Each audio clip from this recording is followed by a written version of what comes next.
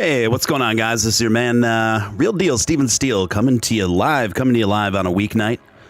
Good to see you guys. Sorry, my programming's been starting later than usual lately. My schedule's never been more unconventional in my whole life, and a big part of it is due to all the time I spend on content creating.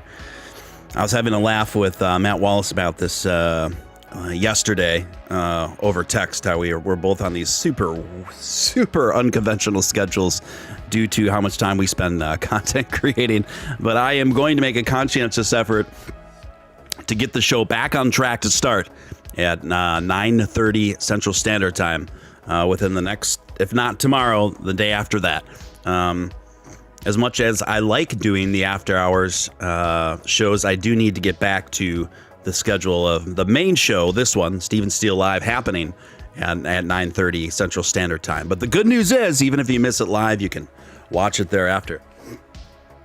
Who we got in the house? We got the crew. We got Victor Mendez. We got the Chill Theater. We've got Zombie Doge Army.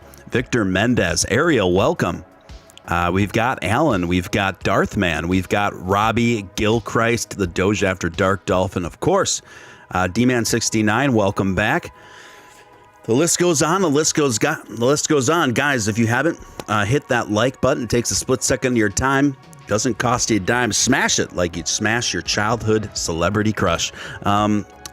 And I see there's a couple dislikes there too. Well, you can't make an omelet without breaking a few eggs, folks. If you're new here, I'd like to welcome you.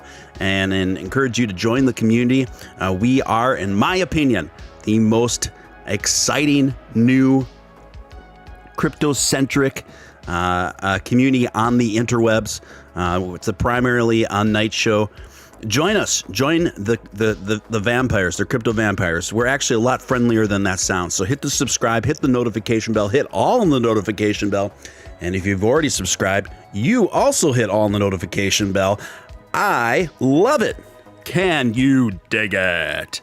Got some interesting stuff to talk about tonight. And some interesting developments, folks. So we'll be getting into those momentarily. If you feel compelled to super chat at any time throughout the broadcast, that's obviously hugely appreciated for the time and efforts. And yeah, we'll just get to it. Hold on, I'm going to switch out the charting on the main screen. Something with some candles. Just give me a moment. I'm going to check a Binance chart here. There we are, folks. That's better. Truggin, let's go get it. Yes, indeed. Good to see you guys. Awesome. Great to see you guys. Yeah, so interesting news that transpired. The main theme topic that I wanted to cover tonight is the era of big Coinbase influence over? Has it coming to a close? Is this something that still carries the same weight that we've traditionally seen it carry in the past? What is the future of what is the future of what impacts the dynamics of a market value in a coin? What are going to be the predominant things that are doing that versus what we've traditionally seen, the main things impacting those things? And gonna definitely dive into all that. Links 2586 starting things off with a nice super chat of $5 Canadian. Thank you for that, Links. Steven equals sharp cheddar. Hashtag never forget. Yeah, that someone asked me what my favorite kind of cheese was, and sharp cheddar is my favorite. Really sharp. But I don't recall if that was on my show or if I was on Upshot's channel. I forget which it was. I forget if it was on my show or Upshot's channel. But I hope you guys, those of you that were on the story time video before this, I hope you enjoyed that. I just like to throw a little something different in the content to keep it a little bit varied, and just keep things interesting. You know, I think it helps too. Especially when you're in a time like we are on now, where everything's kind of just trading sideways and things like that. So I think it's good to keep things a bit varied. Yeah. So. Yeah, sharp cheddar is definitely my favorite. I do like goat cheese as well, and I like the fresh mozzarella. You know, the stuff that you that's usually served cold with like sliced tomatoes and cilantro. And sometimes it's on more traditional kinds of pizza, right? So perhaps that as well. Someone said enjoyed the show earlier. Good to hear. Thank you. I appreciate that, guys. So Coinbase, as most of you know, Coinbase has now platformed on Coinbase Pro the Shiba Inu token, and it has had a pretty dramatic effect on Shiba Inu's market value, raising it about 30-ish%. So those of you who have been holding Shiba, I mean, good for you. Good. I mean, make money. Like, I get it. I just think it's unfortunate that a project like that has also marketed itself first through essentially taking the mascot of Dogecoin. And let's be honest, folks. I mean, nobody would be talking about the Shiba Inu token unless it was called the Shiba Inu token, unless it took the mascot from Doge. And that was an audacious move. It's an audacious move, and it's legal. I mean, you can do that. It's legal to do.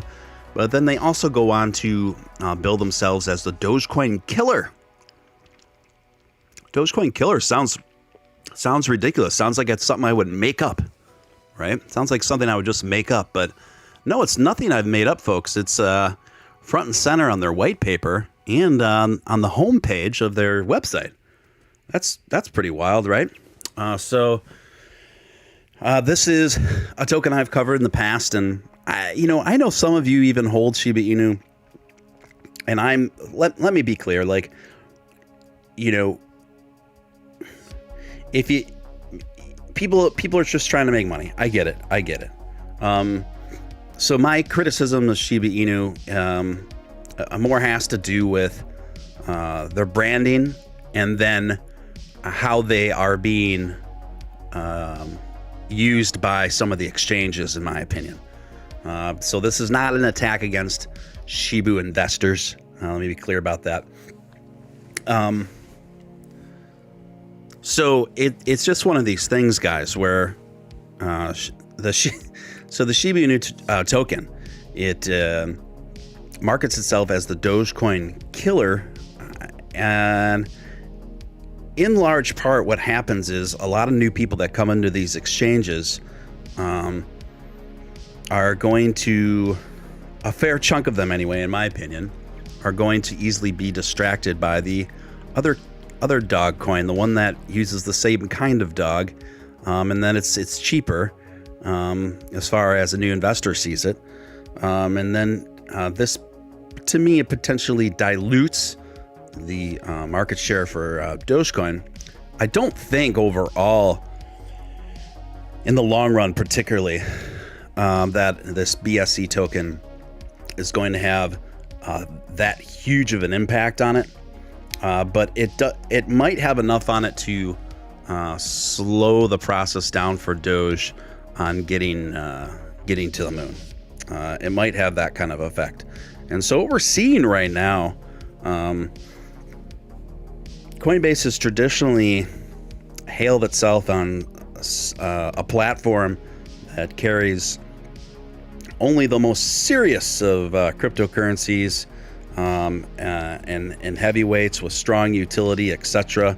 So this strikes as a distinctly different tone than we've ever seen before with Coinbase by them platforming the Shibu. And at that point,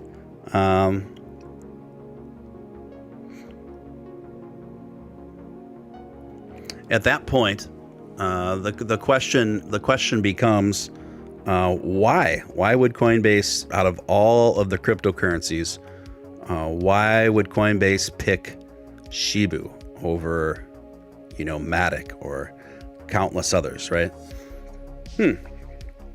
Well, as we know, I've done 2 extensive interviews with 2 of the most active Dogecoin developers, Nick, aka Papa Dogio from Quebec, and Ross Nickel from the United Kingdom.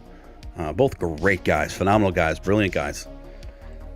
And they both told me in no uncertain terms that the Coinbase, the delay in Coinbase listing, the reason why it took them 8 years to platform a Dogecoin, despite its large activity, community, market cap, volume, etc., had nothing to do with developmental issues, which came as quite a surprise when I first heard this, because I think many of us just kind of assume the reason why Dogecoin wasn't on Coinbase earlier was to developmental issues. And to hear two of the main devs, Dogecoin devs, tell me that that's not the case. It had nothing to do with that. And them both say that they felt that it had everything to do with the politics around it and an inherent bias against Dogecoin, more than likely, at the behest of large Bitcoin holders that are longtime clients and staff alike, right? So this to me, it came to as quite it was like a big surprise, but not, a big surprise, but not. Anyway, I got a few super chats coming here. Isaac Steele, $5. Thank you. Hey, Steven, saw a few Shiba Inu streams today to answer their questions. Their moderators use Doge to answer Shiba questions constantly. Wow, that's okay. Inu attaches itself to Doge from the hip to explain the dip. And their fervor from a few of the guys are toxic towards Doge. That's interesting. And overall, that is the type of community that I have seen, the tone and the tonality that I have seen fostered in the Shiba community has been pretty hostile, particularly towards Doge. And that should come as no surprise when you are running a company that's founded and based on calling yourself and priding on calling yourself a Dogecoin killer. And you put it on, front and center. That's what you call yourself. It's not anything I made up. You can go to their website right now and look on the front home page of their website and their white paper. It's right there, guys. It's right there. So, this obviously, it sets a tone for the rest of the community when you, in part, when you are founding a token in a community based on hatred of something else, it should come as no surprise. I don't know why people are coming to me about Toecoin. Like, I don't even know anything about Toecoin. And then I'm also getting messages of people dissing me, saying that I'm not giving Toecoin a chance. Like, I don't even know what Toecoin is. Like, and someone said, "Oh, you're deleting comments in your Discord about Toecoin." You guys, they have the moderator take care of that stuff. And most all Discords have policies against shilling a bunch of other coins in their Discords. This is nothing new. No one's even sent me a message about Toecoin. Like, how about just sending me a nice message explaining what the vision is, explaining why I should believe in it, why I should look into it. You'd be surprised. I swear to God. People approaching people with higher profiles in cryptocurrency about new coins, I feel like they all read the same book of how to turn us off to your projects. Like, I'll get tons of messages that are like cut and paste spammy. Oh, this thing is gonna have to 1000x. If you know it's good for you, you'll talk about it. Like, why would I respond to something like that? You know what I hardly ever get? I hardly ever get anyone just being nice and sending like a nice message that says, "Hi, my name's so-and-so. I have this new project. Look, I'm sure you get a lot of messages, but this is why I think ours is different and why you might like it." Like, I hardly get any messages like that.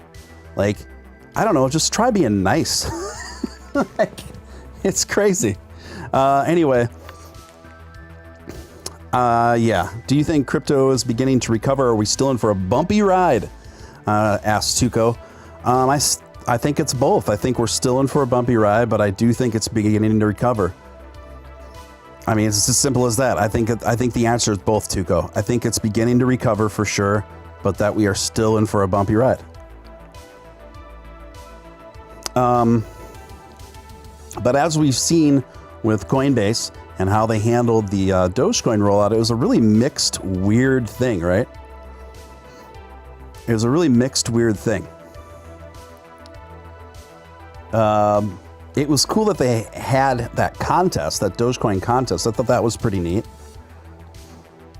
What I thought was really weird and suspicious that I've never seen them roll out a coin, other coin like that, like they did with Doge before, was this. They put it beta testing on Coinbase Pro one day, and then the very next day they went live with it on Coinbase without any heads up, without any anticipation. They just sent a tweet out. They said, hey, in 15 minutes, Doge is going to be live on Coinbase. In 15 minutes. It's a very unusual way to roll out a coin. Very unusual way to roll out a coin. I mean, common sense dictates that this is strategically and market-wise not savvy, not smart. It's not smart. By just announcing that a coin is about to go live on your platform 15 minutes ahead of time, it really severely diminishes the amount of anticipation, market anticipation and hype that would normally go into that. And that's exactly the kind of anticipation that almost always reflects in an increase in market value, right? So the way Coinbase rolled out Dogecoin, it really made it hard, and it really kind of dissipated the opportunity for that anticipation to set in for new buyers to get piqued with curiosity.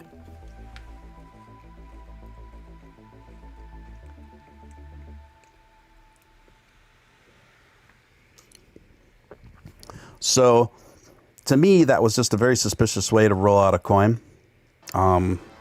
Upshot seems to think it was deliberate. Why it was rolled out that way, I tend to agree with him. So, it'll be really interesting to see how the rest of the remainder of the rollout for the Shiba Inu token takes place.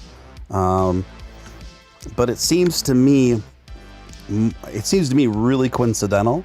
Out of all the coins they had picked a platform, it would be the one that brazenly markets itself as the Dogecoin killer, knowing that there's already an inherent anti-Doge bias within the top ranks of Coinbase. Now, do I think Shiba Inu token can take out Dogecoin and override Dogecoin and market value and everything else? Certainly not. Absolutely not. It'd be impossible. But I do think it's quite possible that both Coinbase and Binance have been leveraging a BSC like the Shibu to dissipate some of the Doge momentum, as it were, going on. Isaac Castile, $5. Shiba, thank you again, Isaac. Appreciate the super chats coming in. Really appreciate you, man.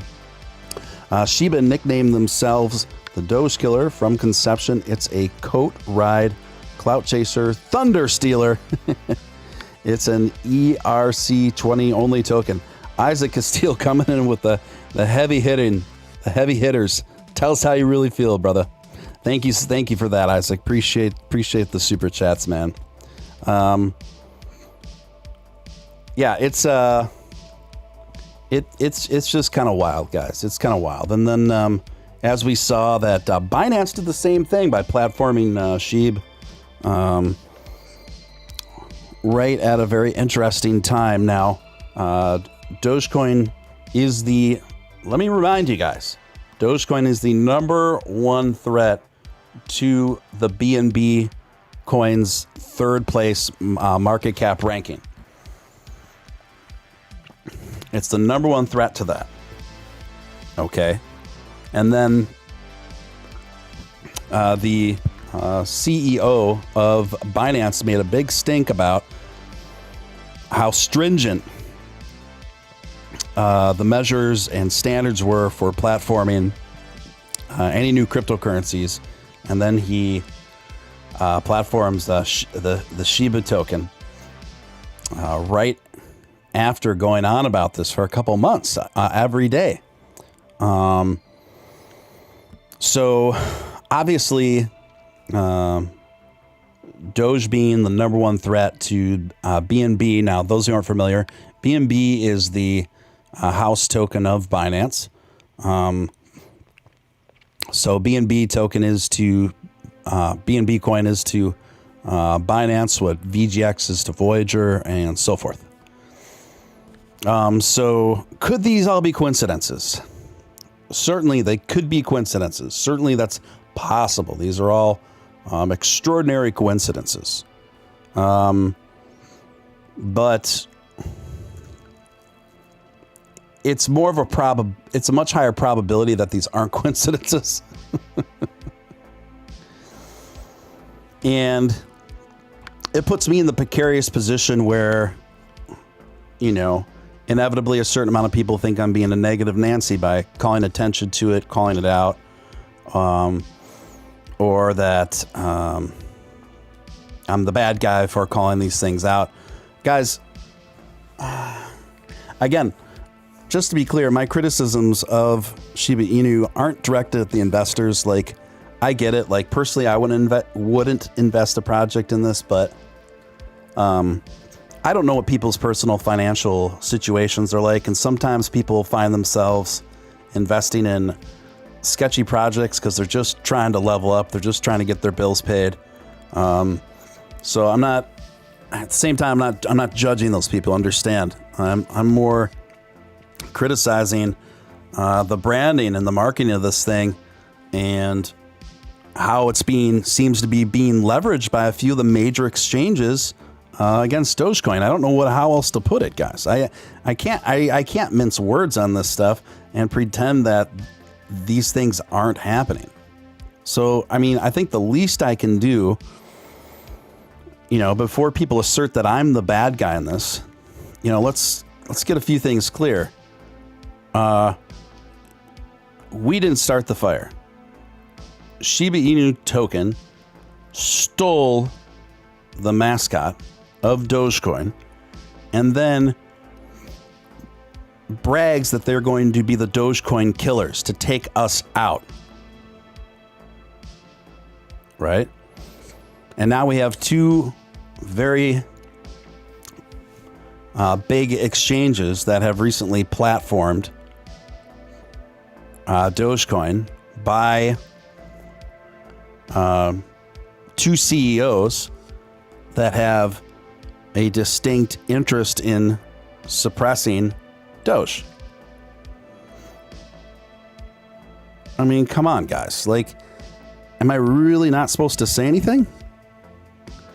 Am I really not supposed to keep it real on this? Am I really supposed to just turn a blind eye to this?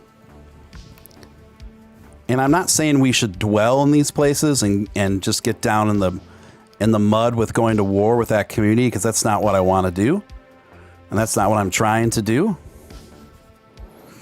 And that's not what I would encourage you to do. But we have a right to at least call it out. We have a right to at least be aware and astute enough to point at it and say, hey, this is happening. Doesn't look good. Doesn't look good. There's nothing wrong with that. Marcus, my German friend, coming in with a 10-pound super chat. Thank you for that. For sure, the way how Coinbase has made its way with Doge is not an accident. Behind every business decision, there's somebody at the top having advantages. No conspiracy, just biz. Sad but true. Thank you for that, Marcus. Marcus, viewing all the way from Germany. Appreciate that guy. Great guy. Thank you for your thoughtful super chat and support, my friend. Always great to hear from you. What else we got here? We got Isaac Steele. Isaac's on fire tonight. Come in with $2 super chat. Doge community just wants to do our own thing. There's a lot of truth to that, man. And I was actually, it's interesting to say that. I was actually going to dovetail off that last point into that general point, Isaac. Thank you for that. Chilluricular Theater coming in $5. Man-to-man question. Steele, you, as I do too, support Dogecoin 100%, but not its branch off offspring like Tocoin. Bro, I don't even know Tocoin. It's not that I don't. I mean, you're asserting that I don't support Tocoin. No one's even sent me a message, a nice message or an email about it.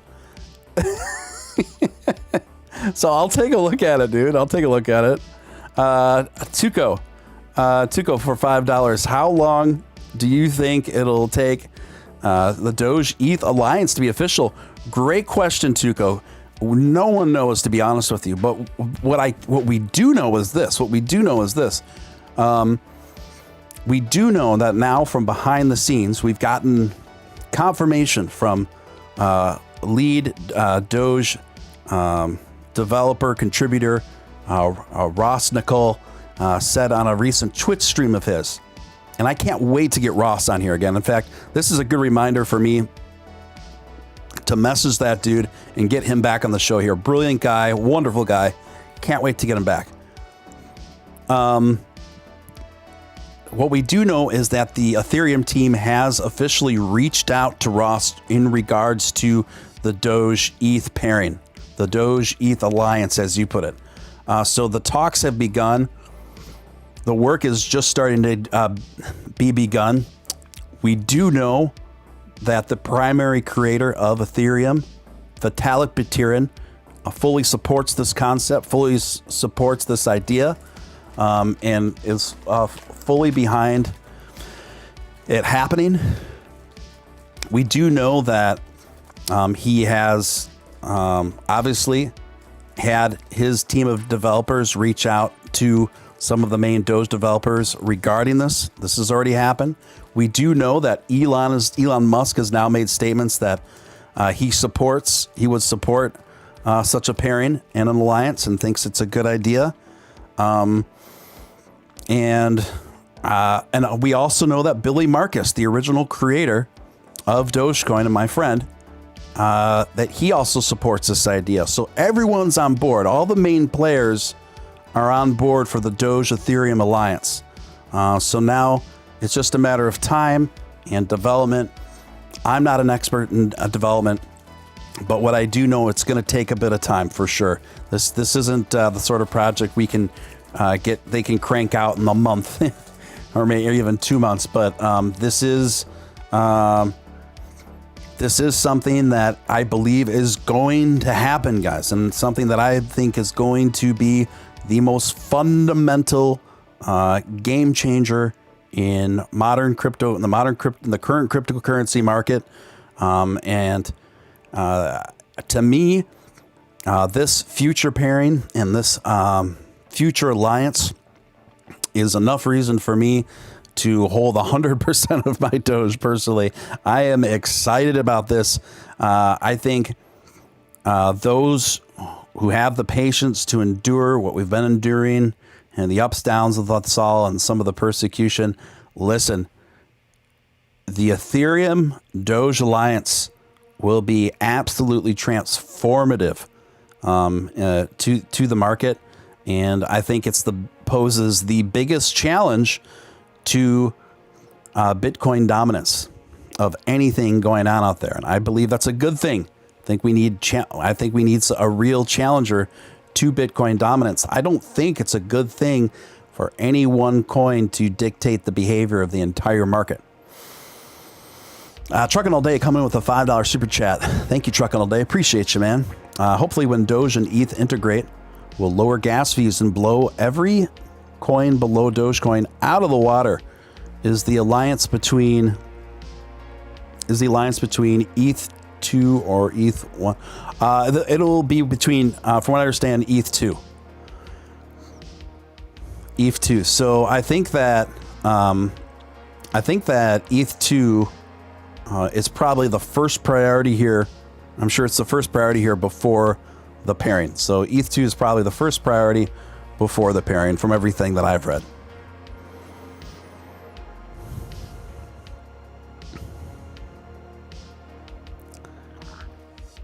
yeah. So I mean, we'll see, guys. But it's just one of these things where we're allowed to make observations. Just because I'm making obvious observations in some of the developments happening in the market that are targeted at Dogecoin doesn't mean I'm the one starting fights or spreading FUD.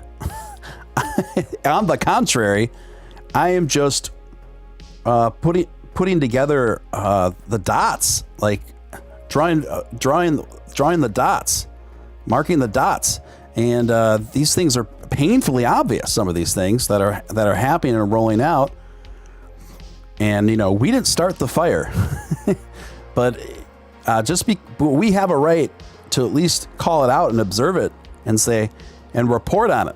Like, this is happening. We know what's going on. Just because we're do only good every day doesn't mean we can't acknowledge the very real things that are happening right now that directly or indirectly impact Dogecoin. Okay. So, I have a right as a content creator to, at the very least, just say, hey, this looks sus. What's going on here? Do you think they will put a cap on the tokens or leave as is? Which tokens? I'm not sure which tokens you're talking about. Isaac coming in again, $5 super chat. Thank you, Isaac. Don't know Toecoin yet, so I trust herpes more right now. Doge continues to gain appeal, healthy investor base, and continues to build connections. Yes, indeed. I empathize. I realize it must be tough getting a new project off the ground. And getting people to care or pay attention to it. But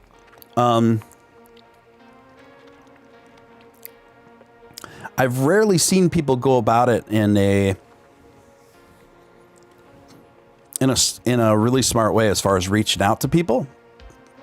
And it's just interesting to me. It's interesting how few people that have new projects that are trying to get me to talk about it or pay attention to it, that they don't keep it simple, and they don't just message me directly and just are nice about it.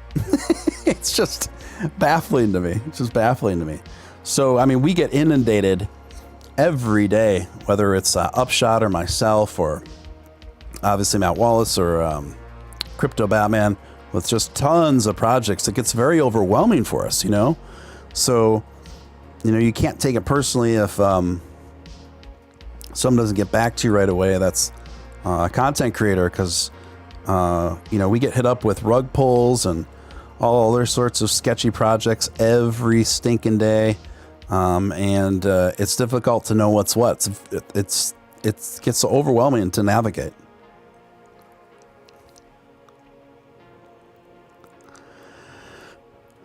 Isaac says, Steven, I didn't think I'd be as hot as I was today hearing the Inu rooms talk about us.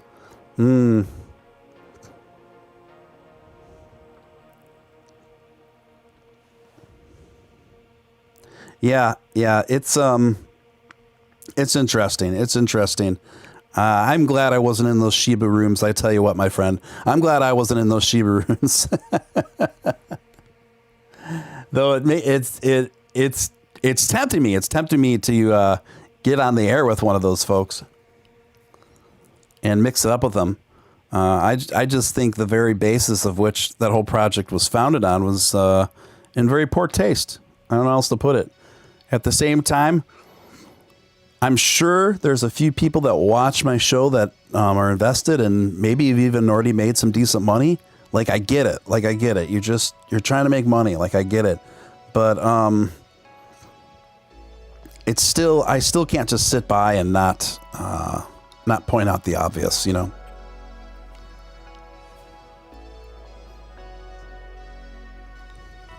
Isaac's talking about MySpace. Maybe Steven Steele should start broadcasting on MySpace. Come check out Steven Steele live on MySpace, where my special guest will be Tom. He'll be joining us live from his desk. What's up, Celeste? Good to see you. Celeste is driving home from family. Also, great story earlier. Thank you, Celeste. If you're driving, just be careful. I think Justin Timberlake bought MySpace like years ago. And they were trying to turn MySpace into like more of like a multimedia music video platform or something. It's still around. Marcus coming in with $10 or £10 super chat. Thank you, Marcus. Thank you, my friend. The position of Bitcoin and its influence is reflecting in a negative way within the behavior of not all but many maxis and how they are seeing regular investors. More than important to break dominance. I agree, Marcus. You know, sometimes particularly the Bitcoin maximalist set, that can be such an insular, elitist kind of vibe. And, you know, these aren't the kinds of people I think are good representing cryptocurrency. Because right now they largely are. I don't think that's a good thing. I think we need to break out of Bitcoin dominance. Keep in mind, I say this as someone who likes Bitcoin. I have big respect for Bitcoin. Bitcoin's the OG under which all blockchains are templated from. I have got massive respect for Bitcoin.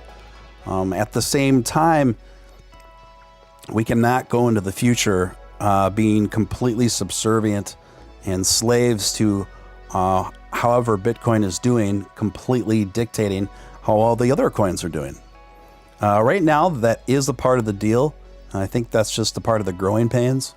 But we need to start thinking beyond Bitcoin dominance. I mean, we're way overdue on that. I really think it's a good time for it. And as Vitalik Buterin said in his 3-hour interview on that podcast, he said in the future that he sees Dogecoin at least at number 3. And then he said, if not at number 2. Again, why would Anthony Vitalik say that it's possible that he sees in the future Dogecoin sitting at number 3, if not number 2? Well, that's interesting. Because who do you think that he has in mind for number 1? Probably not Bitcoin. Probably Ethereum. So he's already envisioning a future wherein Bitcoin is potentially number 3 and Ethereum and Doge are in 1 and 2. Is it possible? It's a pretty tall order. But look, with the Ethereum Doge alliance and pairing underway, when this finally plays out over a period of time, don't count it out, folks. Don't count it out. Steven Steele, correct me if I'm wrong. Didn't we see Shiba Inu on the crypto show? Jonathan asks. I never covered it. It might have been covered on there, but I never covered it. If I ever even talked about it on there, it was just in passing. But I personally don't recall ever covering it on there. It doesn't mean that the channel owner didn't, because he might have. POW coins and BOW coins need to move severally. Oh, POS. Big difference. Big difference. Sammy says the collaboration between ETH and Doge will be the tipping point. That's what I'm saying. I really do feel that that could be it, you know. And I've been saying this for a while. And that's why I started investing in Dogecoin a lot. I mean, Dogecoin, but Ethereum a lot more starting about 3 months ago, I started investing in a lot more in Ethereum, because I could kind of see the writing on the wall there. And so I started personally, I'm not telling you what to do, I started reallocating the majority of my Bitcoin investment into Ethereum.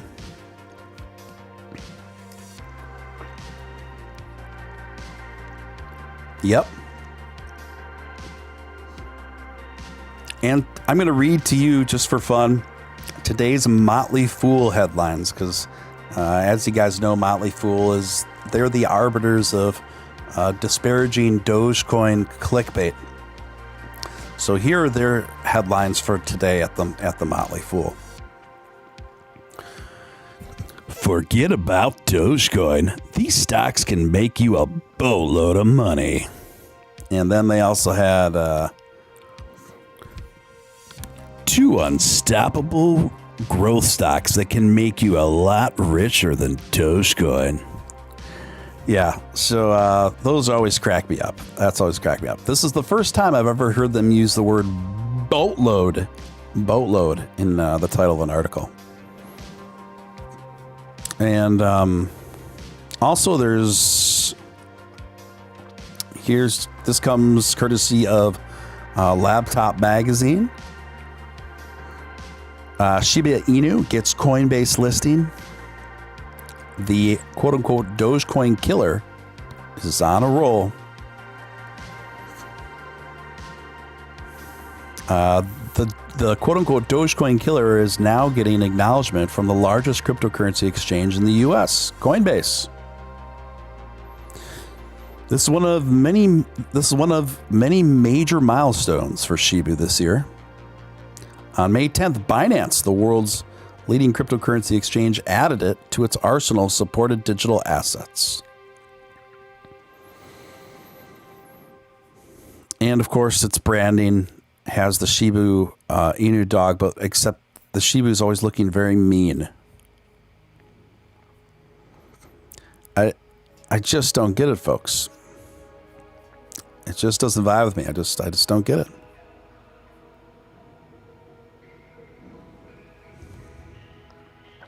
So guys, if you haven't smashed that like button, please take a moment to do that. It takes a split second of your time. Doesn't cost you a dime. And also, if you are new here, I'd like to personally welcome you to Steele Live and encourage you to subscribe. And if you feel compelled to super chat, you can ask me whatever questions or comments you want. And that's obviously hugely appreciated. And then as of last week, memberships are now available. And through clicking the Join the Ranks link pinned at the top of the chat. So yeah, just all stuff to keep in mind. Chill Theater says, is it dishonorable to build new tokens out of Dogecoin just as crypto is essentially basically out of BTC?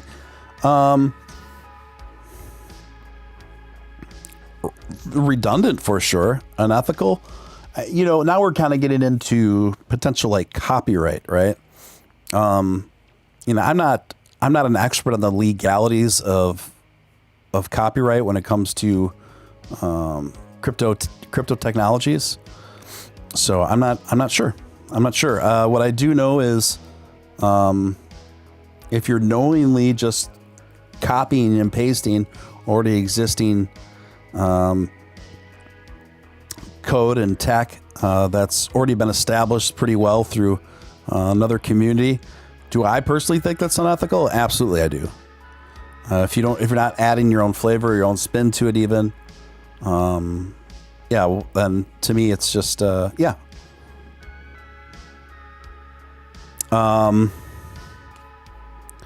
But I don't know if anyone else saw this clip of. Do you guys remember Jon Stewart? Jon Stewart was. Now, I don't want to say he was the original Daily Show host, because I believe there was one other guy before him that lasted not too long.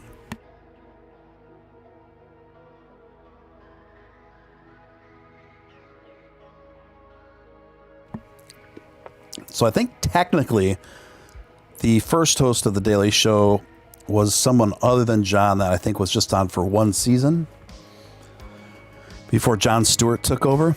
But Jon Stewart clearly popularized the show, the brand, etc. Really put on the map in a very distinct way.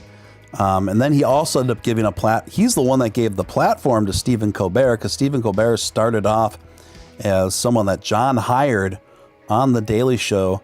And then, of course, Stephen Colbert branched out from there and started a show called The Colbert Report.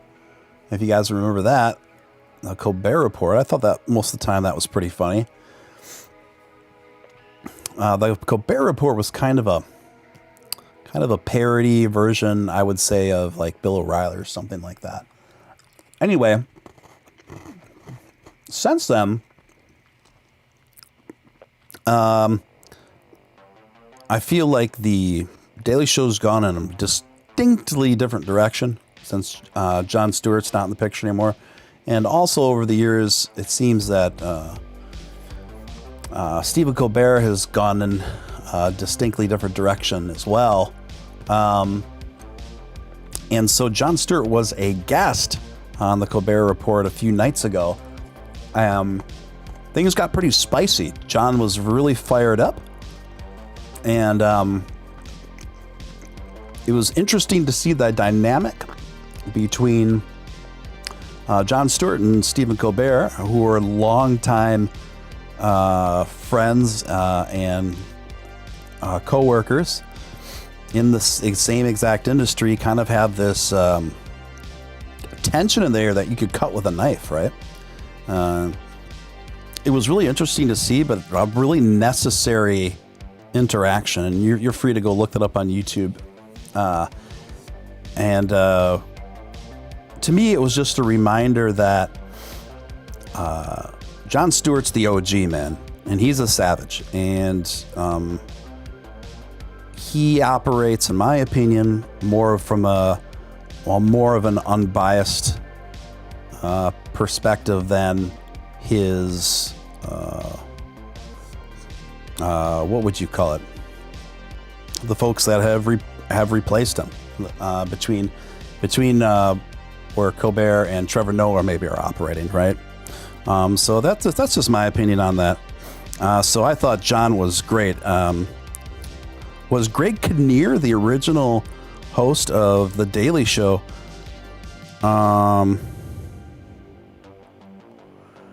I don't know. I like Greg Kinnear, though. I think Greg Kinnear is the original host of a show on the E! Network called Talk Soup, which was actually really funny. And Talk Soup was like, it was like a show that he hosted that just kind of like did commentary and made fun of like mainstream TV shows with like commentary.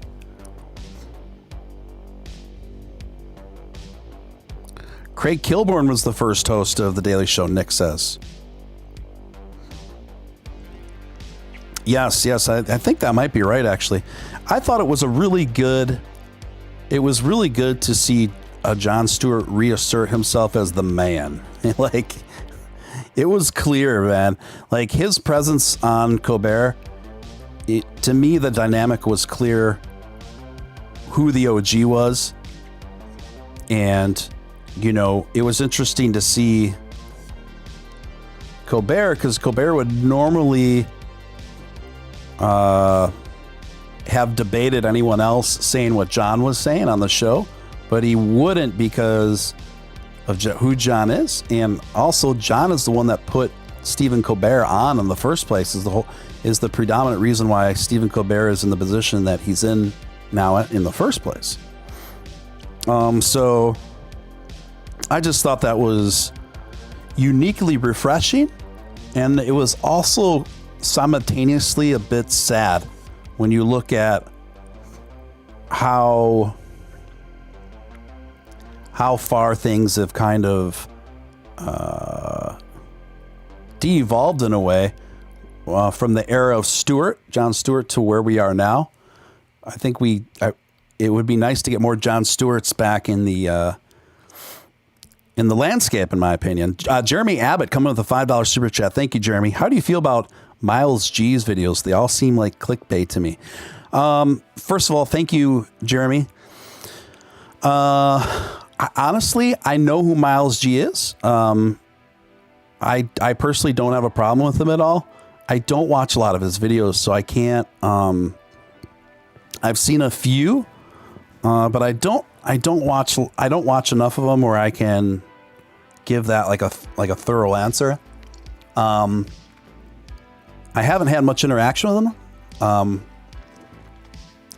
I know that he's pops in and says what's up to us when I'm on Upshot's show.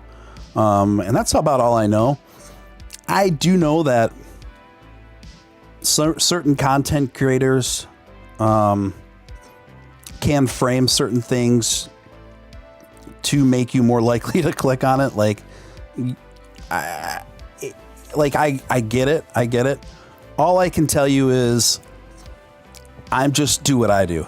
I just have my own style. I'm just true to what I do and who I am. And I just present things in a way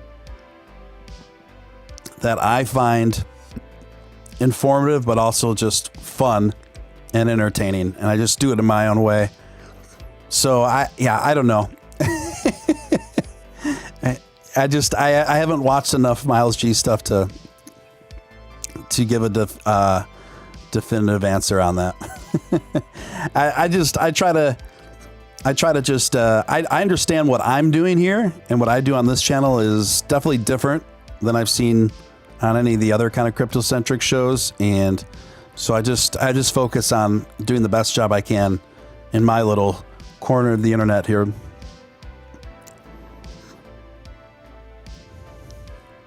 Craig Kilborn did great at Late Night After Letterman. I did like Craig Kilborn from what I remember of him.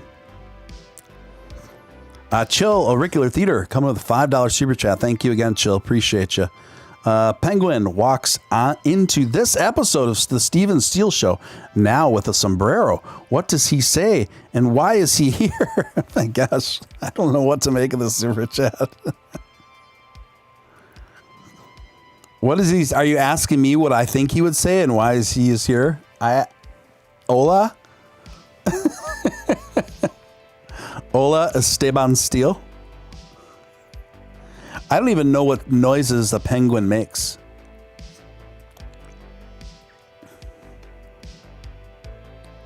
I think the only times penguins typically make noise is when they're in big groups.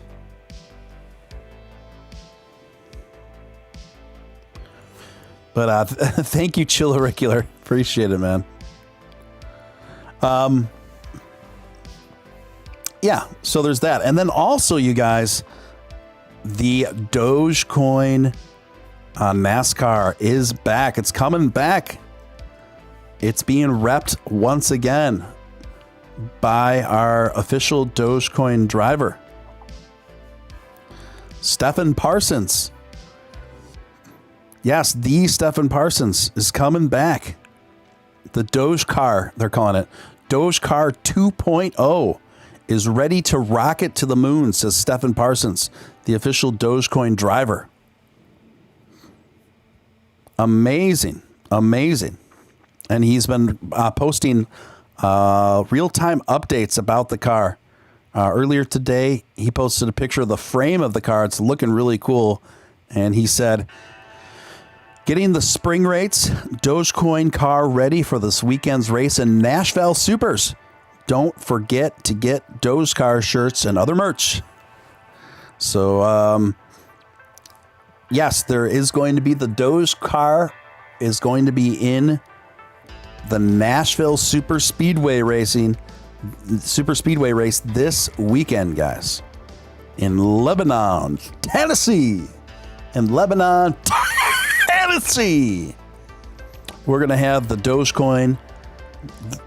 car, rather, 2.0. So that is exciting. And I'm going to be watching it. And hopefully, wouldn't it be great if the Doge car could place in the top 10? Wouldn't that be awesome? Plus, Stephen Parsons, what a likable guy. What a great guy.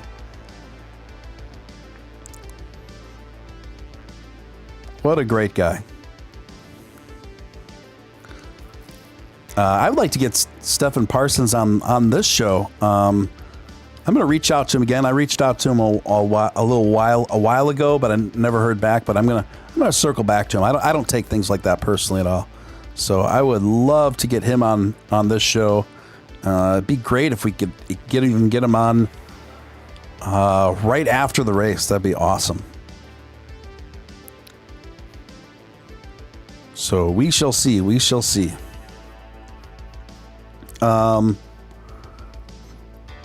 So as far as where Doge is at right now, guys, about 32 cents. Not bad. Not too shabby at all. To me, this is a very encouraging, stable, comfortable place to be. A very good foundation is being laid for the next parabolic rocket straight to the moon of the outer limits and beyond. This summer, get ready for a rocket ride of a lifetime. Strap on your moon boots, 'cause you're gonna go for a ride like never before, parabolic style. Yes, folks, it's happening. It's not a matter of if, or it's not a matter of when. It's a matter of, wait, I'm all I'm all backwards. It's not a matter of if, it's a matter of when. Oh, man. That's what happens when I skip my green tea, folks. That's what happens. I wonder if they're paying him in Doge. They should. They should. You know, we should... I'm going to actually tweet him and tell him that he should put his Doge wallet number up on his bio so we can give the man some Doge. Jeremy says Doge on sale, buy more. You know, I personally believe I don't know if you've ever seen it, but there's footage of this girl who's like Miss South Carolina, and this was from like years ago. It was like from 2013, 2014, where Mario from the whole thing's very surreal and hilarious, where Mario from Saved by the Bell is like hosting a Miss America pageant. And you know, they always have the section of the show where they ask the women questions and they get marked based on how thoughtful and smooth their answers were. And I forget. I think the question that Mario gave to this Miss South Carolina, it was like a geographical one. Like,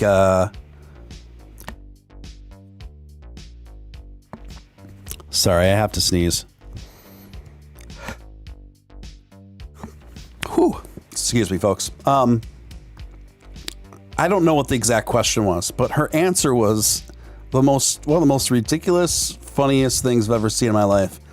And the answer started off with her saying, I personally believe. And so anytime I start forming a sentence that starts with, well, I personally believe, I can't help but think of this Miss South Carolina now from 2013. But she like goes on to like ramble the most incoherent train wreck of an answer. It's like, I personally believe that people in the such as Iraq don't have maps, and if we need to educate them so that they can have maps and that they can know where we are in the world, and we got to feed the hungry. It's like, wow. Anyway, I recommend looking that up. If you don't know what I'm talking about, looking it up on the interwebs.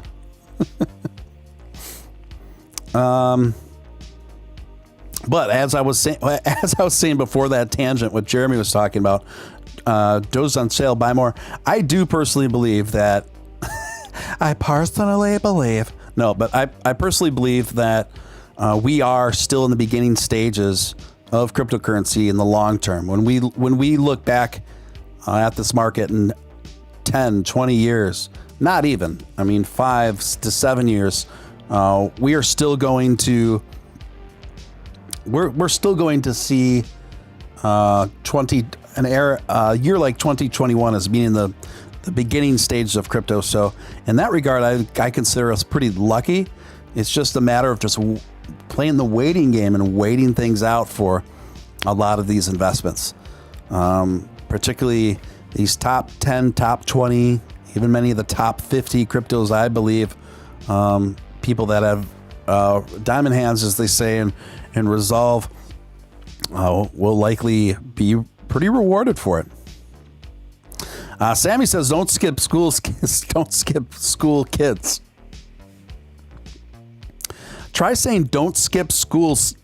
Try saying "don't skip school kids" 3 times in a row fast.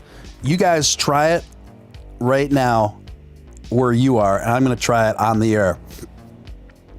It's okay. Ready? We're going to try "don't skip school kids" 3 times in a row fast. 1, 2, 3. Don't skip school kids. Don't skip school kids. Don't skip school kids. I can do it, but it's really easy to trip on that one. A sound god says, "My moon boots are strapped up and ready to go." That's awesome. I love it. I love it. I love it, folks. So I am looking forward to the Dogecar 2. Dogecar 2, guys. Dogecar 2 Electric Boogaloo. And guys, honest question. Do you really think that Coinbase would ever greenlight a BSC token that brazenly marketed itself as the Bitcoin killer? Conversely, do you think Binance would ever greenlight a BSC token that brazenly marketed itself as the BNB killer? I think if we're being honest with ourselves, we know the answer to this. We know the answer, folks. We know the answer. That's all I'm saying. So, top crypto influencers like BitBoy Crypto, who's technically the most popular person in the crypto space, when he goes on and contends that Elon Musk is the enemy of crypto, not only is he not wrong, not only is Elon Musk not the enemy, on the contrary, Elon is actually the only major leverage we have outside of ourselves, of course. And I'm a big proponent of us taking care of things ourselves as much as possible and empowering ourselves. But my point is, Elon is actually the only major leverage we have outside of ourselves against a rigged cryptocurrency market. Elon's detractors say that Elon's rigging the market. Come on. Coinbase is rigging the market a lot more than Elon.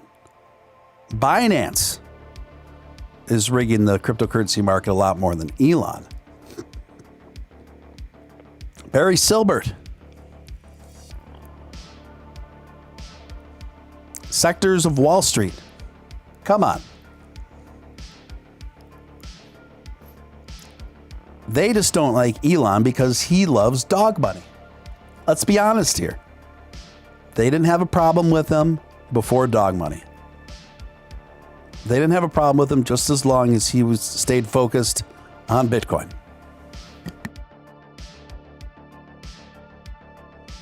Chill Auricular Theater. Have you ever heard of the Tim and Eric Awesome Show? Yes, I have. That used to be on Adult Swim. Tim and Eric Awesome Show. And yeah, I used to watch that. And what's his name? used to be on all the time. Is his name Philip C. Riley, or am I confusing that guy with someone else? He's one of the main actors who went on to be popularized in the movie Step Brothers, not Will Ferrell, the other guy. But he was often on the Tim and Eric Awesome Show. They had some great stuff, man. Stephen Steele was Miss South Carolina 2007. Wow. Do I feel old when my first instinct to answer was 2013? Boy, does time fly, man. That's already way back in 2007. Holy smokes.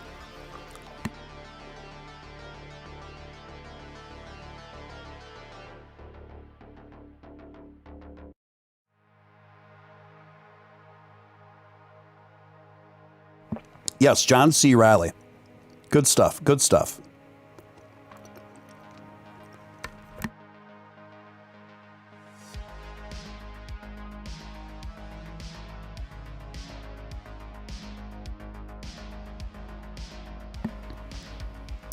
Someone else with my same first name says, don't even get me started on Mr. Barry Sherbert. I've never been a big Sherbert fan. I like ice cream, I like custard, but Sherbert's never really flipped my switch personally. John C. Riley, also the main dude in Talladega Nights, Ballad of Ricky Bobby Steele. Ricky Bobby Steele. Oh man, look at that. Someone's got the race car with my emoji on screen. Oh yeah, John C. Riley was also in Gangs of New York. I forgot about that. Pretty versatile. Pretty versatile.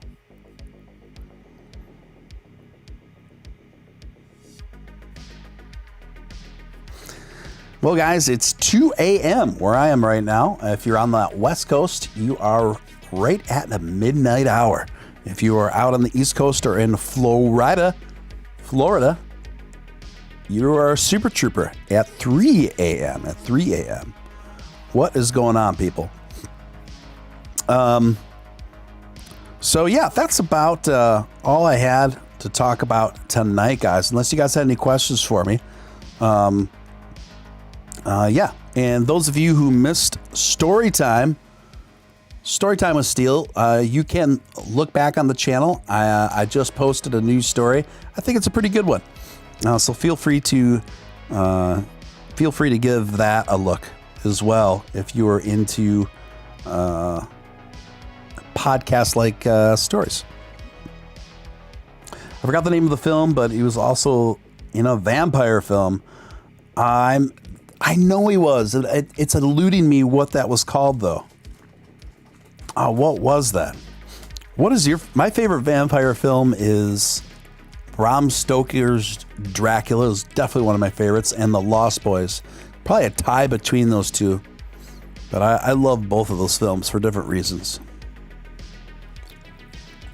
I know a lot of people pick Interview with the Vampire, which is a solid choice. It's understandable. That was a really well done movie too. I did watch the other night. I watched something called Dracula 2000. That's on Amazon. Not recommended. Not very good at all. It was pretty bad. It was pretty bad. But with a name like Dracula 2000, what was I expecting? What was I expecting, guys? What do you think Dracula 2000 was going to be like anyway? Folks. Oh, and Boogie Nights. Yeah, he was kind of creepy in Boogie Nights. Boogie Nights was a really good movie. My favorite scene in Boogie Nights is when Mark Wahlberg is in the recording studio singing and trying to get recordings going with his new hot music project. That is hilarious. The song was all about feeling the heat or something.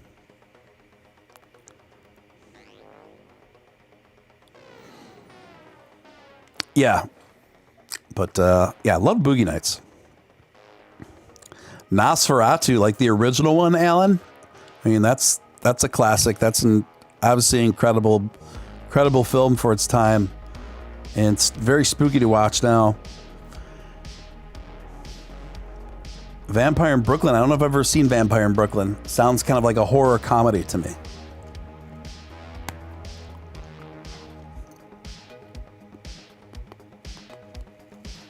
Kind of like what was Leprechaun? The Leprechaun movies, and then there was one called Leprechaun in the Hood.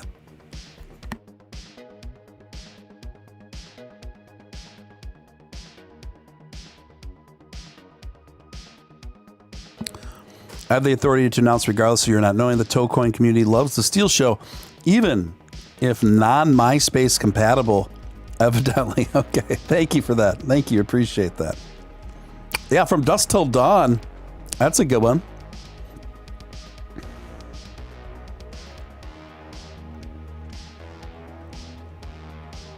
Studio 54. It's been a long time since I've seen that, but I remember liking it.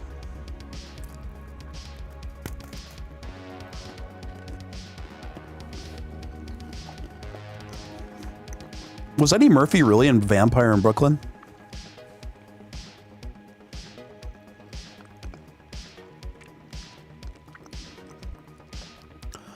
I never really got into Twilight.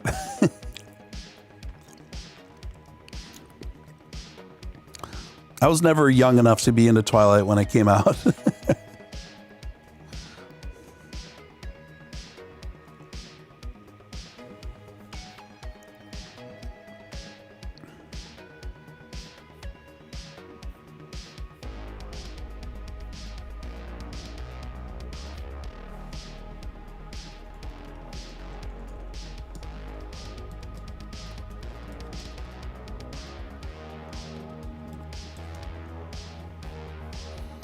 Oh, right.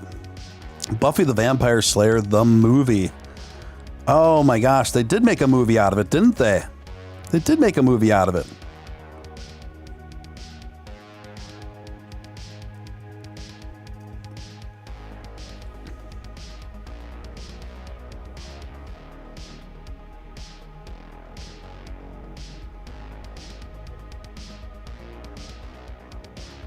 Xena Warrior Princess. Yeah, I liked Xena Warrior Princess. There's an episode of Curb Your Enthusiasm where Larry David goes out on a date with her.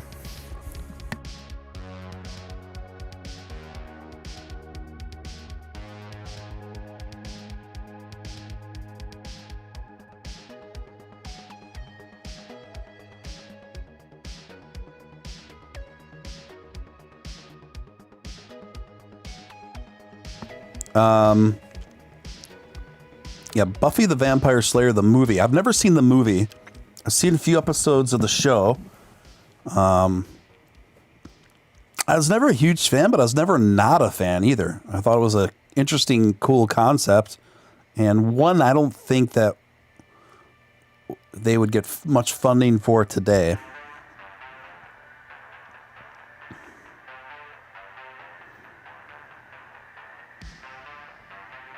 Pee Wee Herman and Donald Sutherland.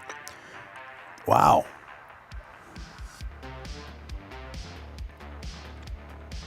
X-Files was great too. I was a 90s kid.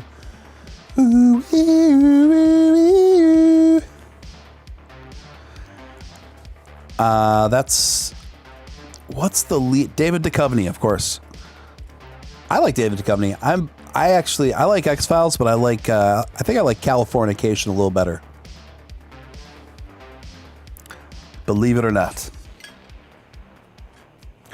Believe it or not, George isn't home. Buffy the movie was better than the show. That I do not find hard to believe, my friend. That I do not find hard to believe.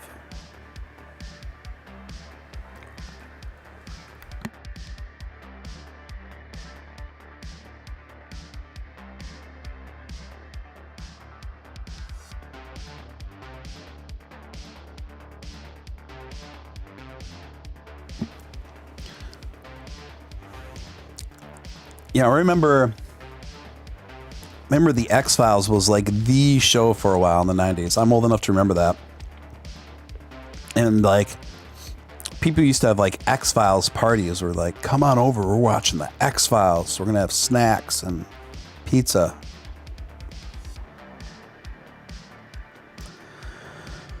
Yeah, Californication was a great film, and what's the lead character's name? Hank. I found Hank to be very relatable. I like that. I like that show. I have to watch it again. It's been a long time since I polished it off. Are you afraid of the dark? Am I? To a certain degree. I'm not like terrified of it, but to a certain degree, I suppose I am. I think everyone is to a certain degree on a very primal level. I think it has to do with our evolutionary experiences in our DNA.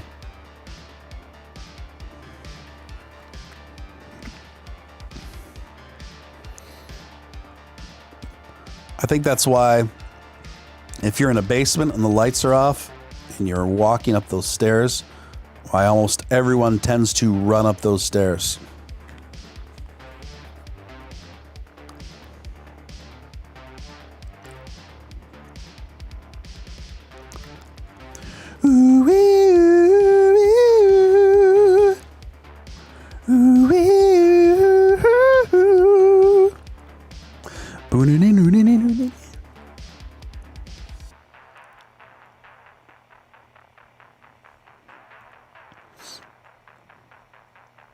Yeah, and you know somebody's already had to have made some adult versions of it called the Sex Files.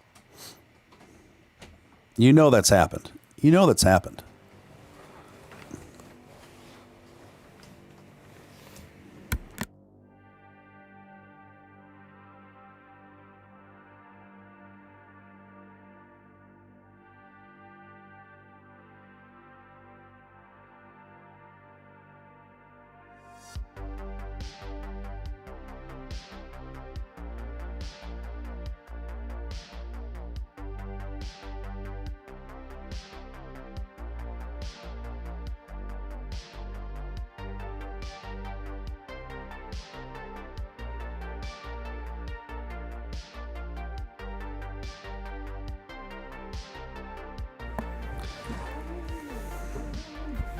Careful now. You know, with all this talk about Toecoin, I could see it perhaps doing pretty good with the apparent foot fetishes of some of my viewers. So it's probably a pretty decent community to start talking about Toecoin, given some of the feedback I've witnessed in this audience.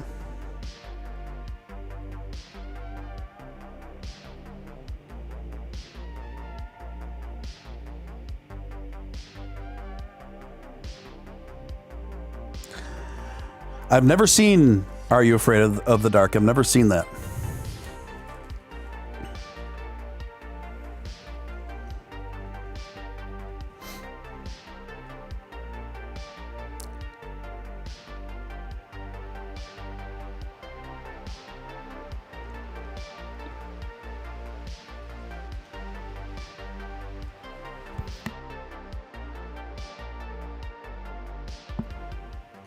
Sabrina the Teenage Witch is so good. I love that movie.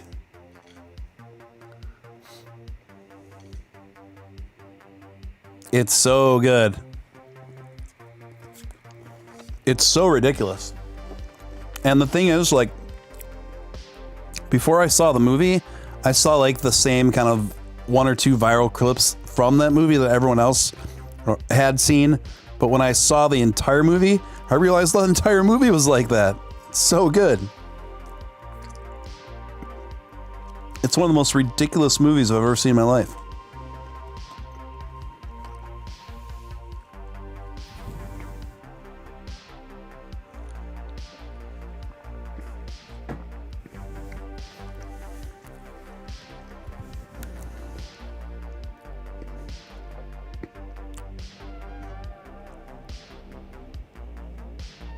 Yeah.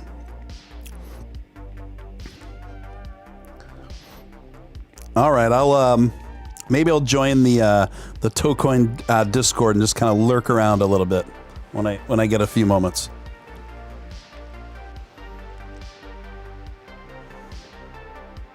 Oh, Sabrina was a show. I'm thinking of a movie called Teen Witch from the 90s. Does anyone else remember that movie? Teen Witch. It was one of the most ridiculous movies you'll ever see in your life. It's hilarious.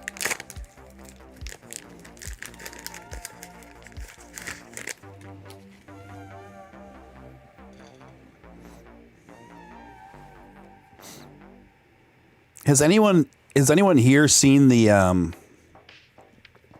video clip from Teen Witch where she like puts like a magical spell on her best friend so she can like rap and dance and be cool with these guys that look like they're like from a Bugle Boys commercial? Now that I'm thinking about it, there's no way this movie is 90s. It's had to have been from like the late 80s.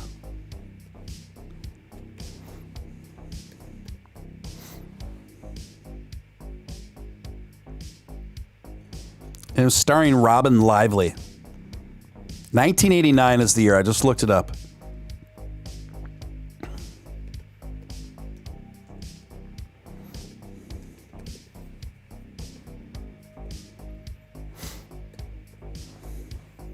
And there's a song in there called Top That.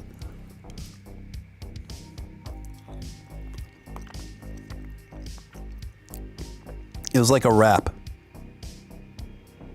Atop that. Atop that.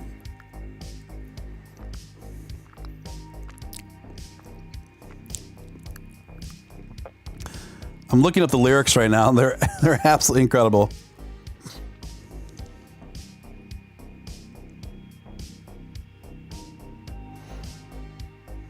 I'm totally snacking right now.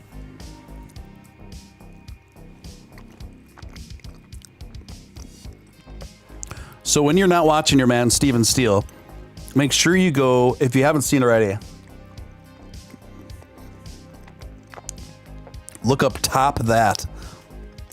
Teen Witch, Top That. And I found the lyrics to Top That. I'm king, and they know it. When I snap my fingers, everybody say show it. I'm hot, and you're not. But if you want to hang with me, I'll give it one shot. Top that. Top that. You can give it all you can, but you can never top that. Top that. You can dream until you're blue, but you'll never top that.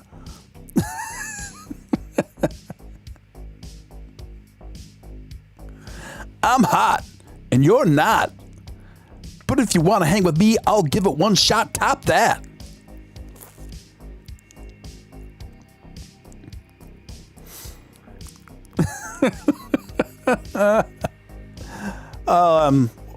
This is just, I'm cracking myself up.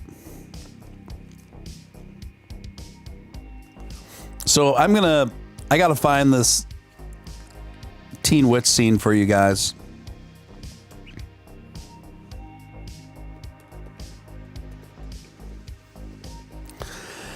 You have to see what this gang looks like.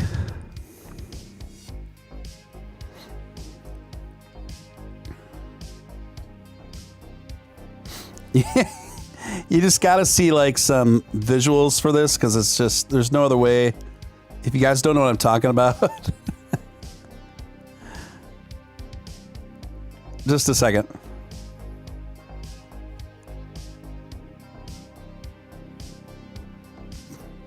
All right.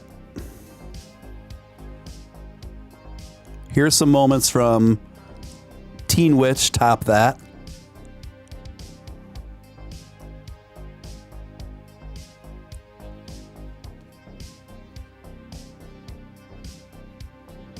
All right.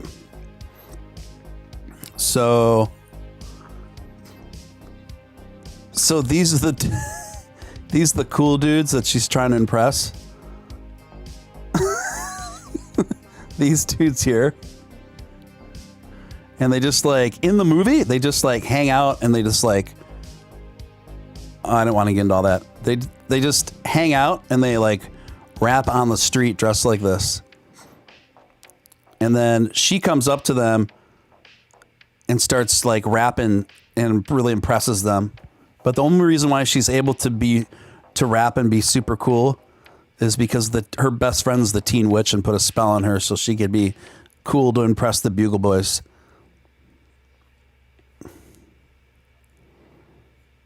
See, this is what they look like hanging out. Imagine if you were just kind of rolling down the street and you just saw three dudes hanging out like this with like a boombox,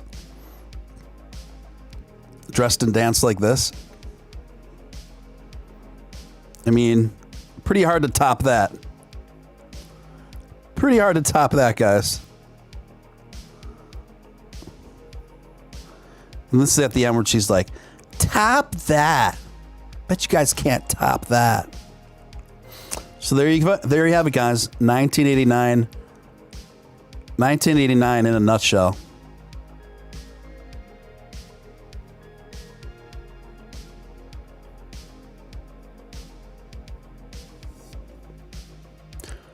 Oops.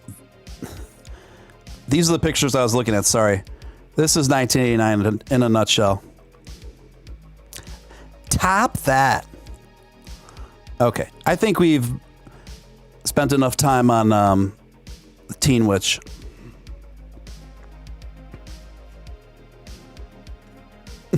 I think we spent enough time on Teen Witch, guys.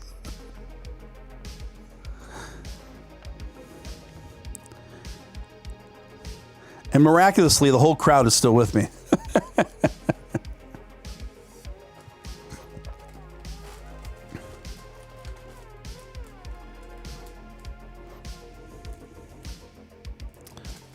Chill Auricular is talking about working something out with the toe community, toe coin community.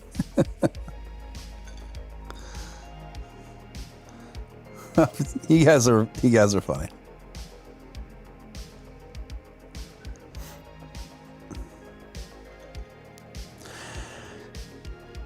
Yeah, as I understand it, Howard the Duck was originally created to be kind of like a bad boy version of Donald Duck.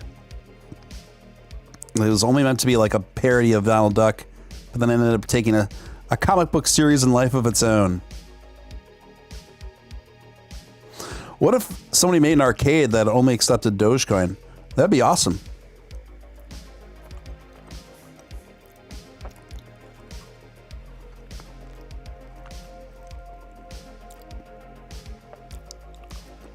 That'd be awesome. I was actually talking about it earlier where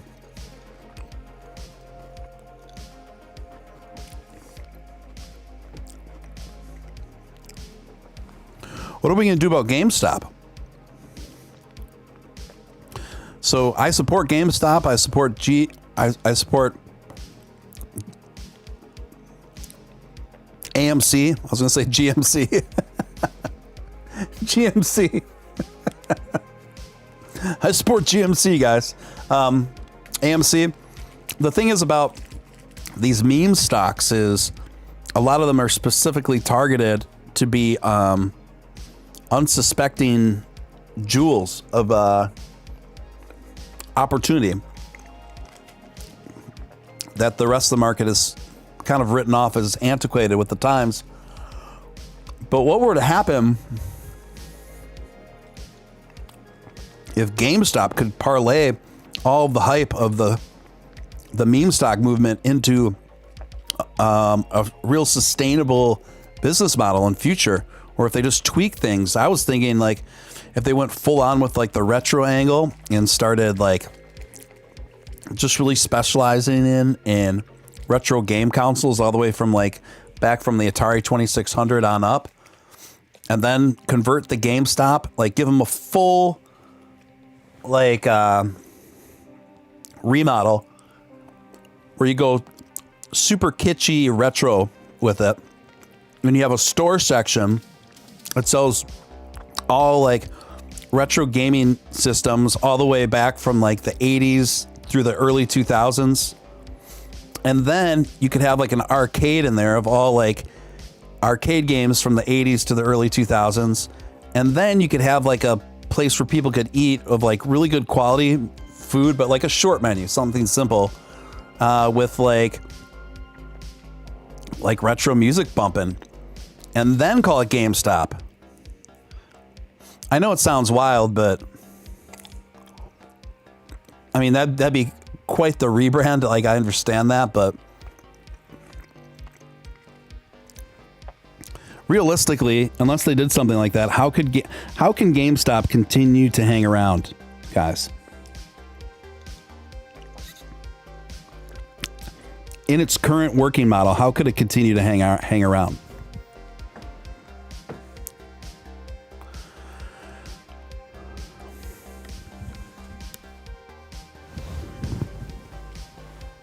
Is there enough people that are, as it's in its current form, that are going to continue to go to GameStop and physically buy game consoles and games? I don't think so.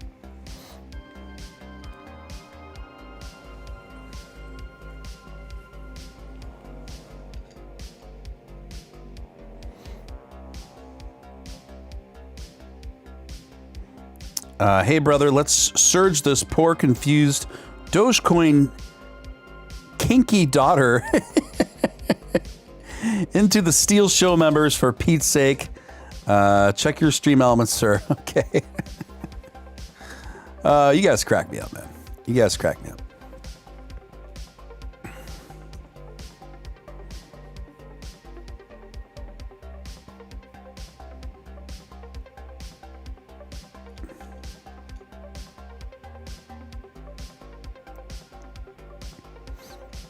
Let's see here. Chillericular tip $10. Thank you for that. I guess let's try these athletes foot fetish folks a try. I guess by AMA Yadouche, a basic tier membership, my dude. Shake my head. The truce was toward her bringing a new alliance of members from MySpace to Wages onto the Steele Show. That's a lot of pressure. I understand she's like, you know, that's a lot of pressure for her to like just all of a sudden bring her toe community into the Steven Steele Show. But we'll do. Thank you, Chill Auricular. Thank you for that. Stuart Yates, welcome, my friend from across the pond. And it is morning by you over in the UK. Nice to hear from you, Stuart. Thank you for the contribution of the super sticker of £3. Thank you, Stuart.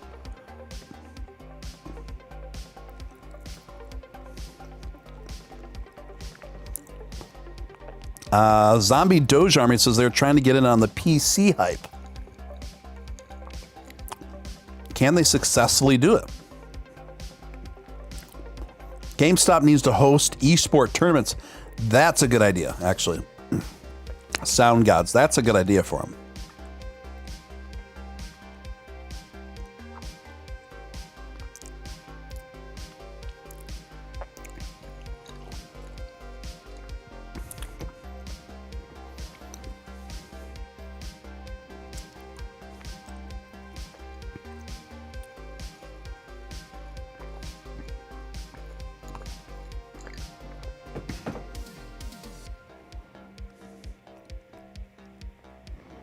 All right. I can cover my bed, Steven Steele. I'm good for it, she says.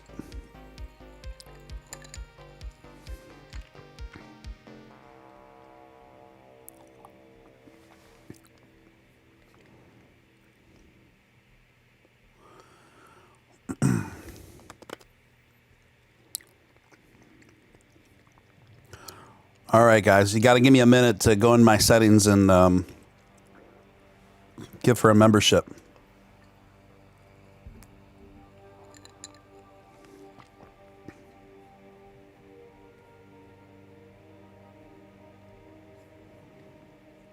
You just got to give me a minute.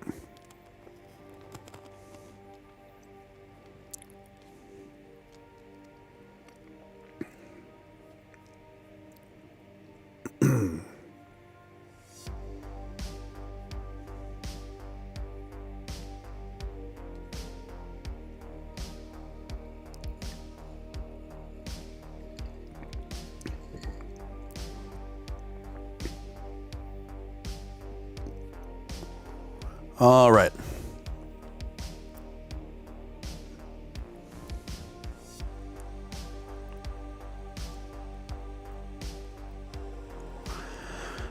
That is true. That is true.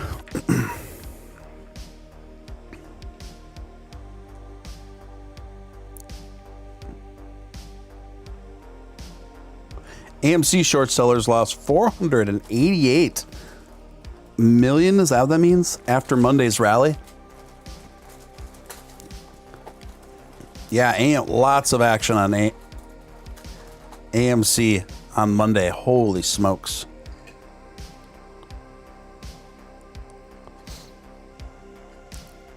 Some people are saying, a fair amount of people are saying AMC $100 by the end of the week.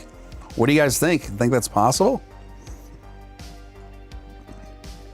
Seems pretty ambitious, but who knows? Who knows?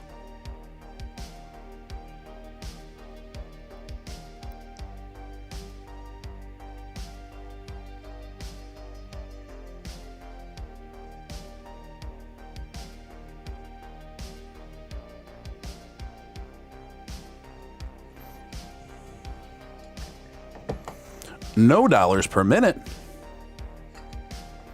Not if you're calling my hotline, my friends.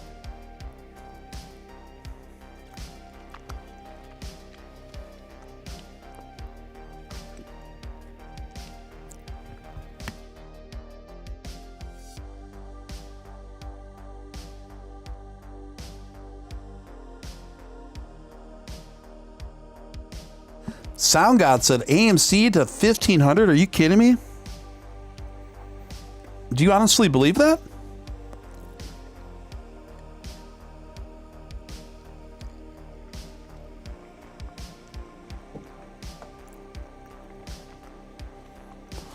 How high do you guys think AMC is going to go to? How high?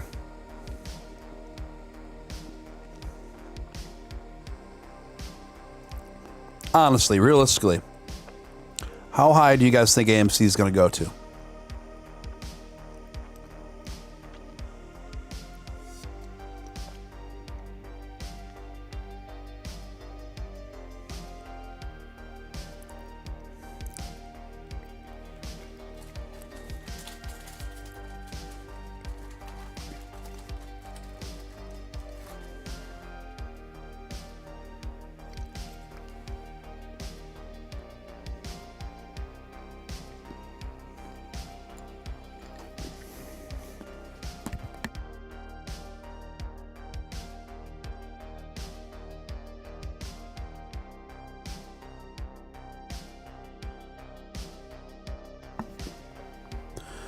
Someone says, I have no idea.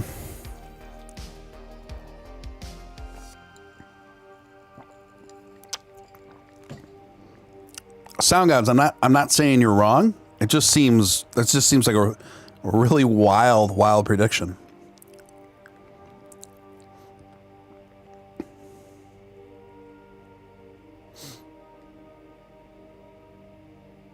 I think if GameStop went to 300, why can't AMC? I think that's a fair point, Steve Smith.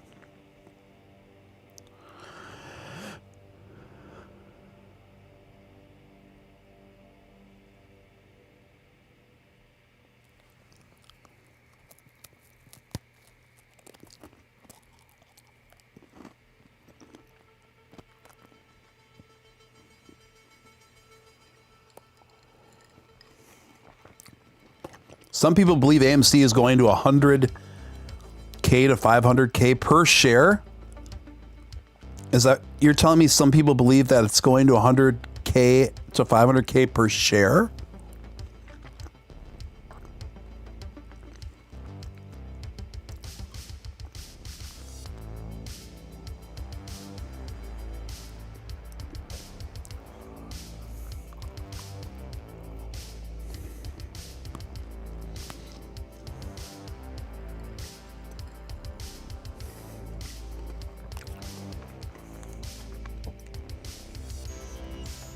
That's just ridiculous, man.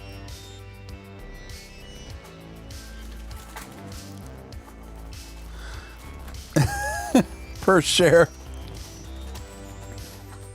I mean, where do you even go with that?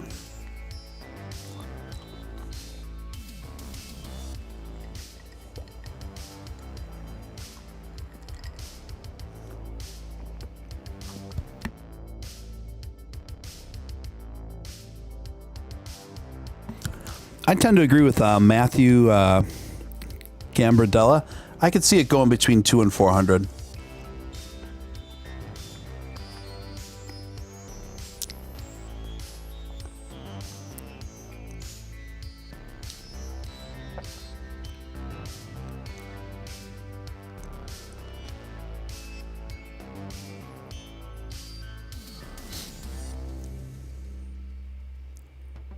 No one will hold till $100,000 a share.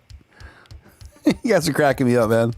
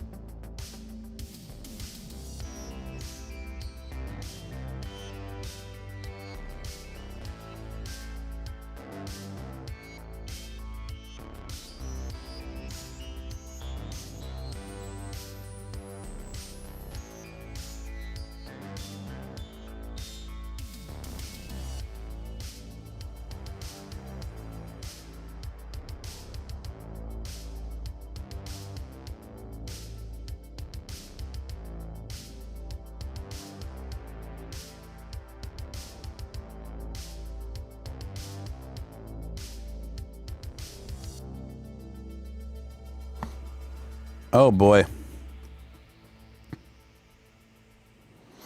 Well, that's a good thing about time. It always lets you know the answer when it comes to markets.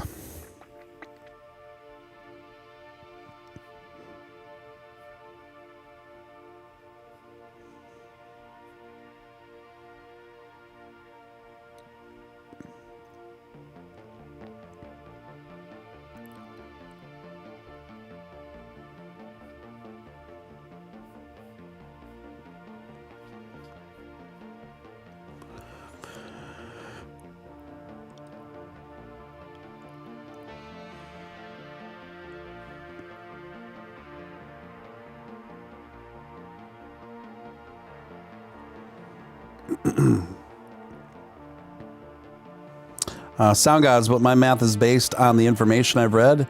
Due to the short interest, they are saying the real price of AMC is $1,500 already right now. We only see the street price. Because synthetic stocks aren't included, but margin calls are coming soon. Okay. I mean, okay. We'll see. We'll see.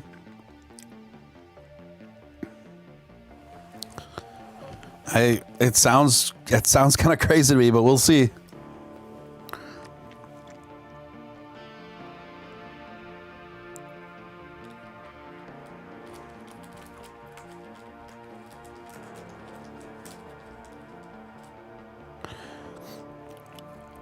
Yeah, I had some AMC months ago that I bought like 6 months ago that I ended up selling 2 months ago. Not good.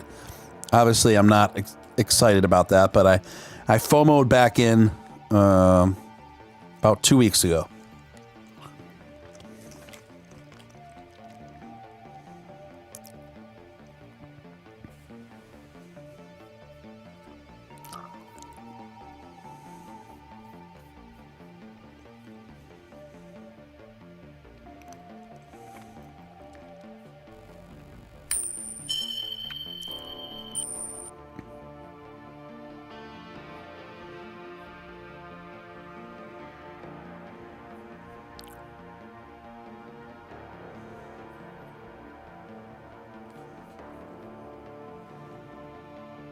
It's a lot of people saying similar things about Doge.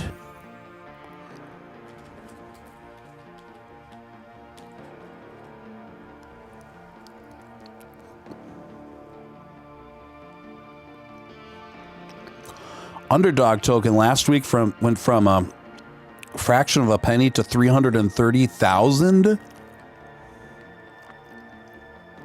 Did it really go that high?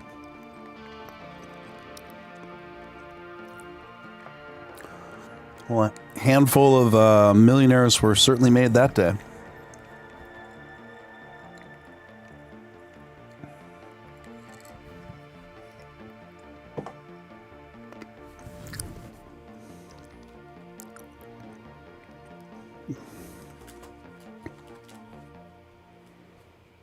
Yeah.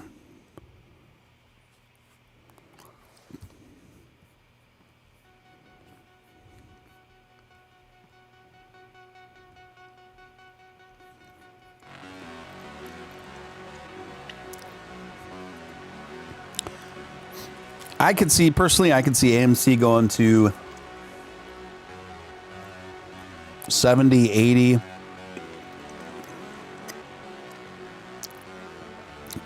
Between 200 and 400 at the very most. Very most. But we'll see.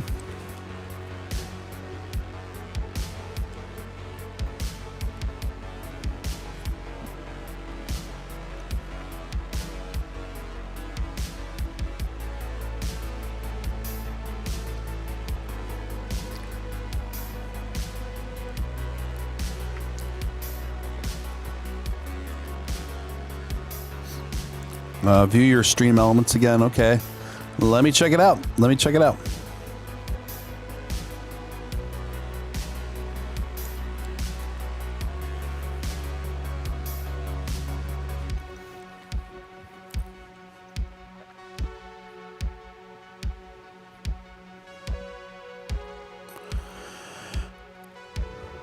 Chill Auricular with another $10 donation through Stream Elements. Thank you, Chill. Appreciate it, man. Oops, my bad, he says. I almost forgot. Poor man trading basic membership. Sorry, bro. I smoked a lot of 420 back in the days, and now my memory fails me. Okay. All right, we'll get poor man trading on there, too.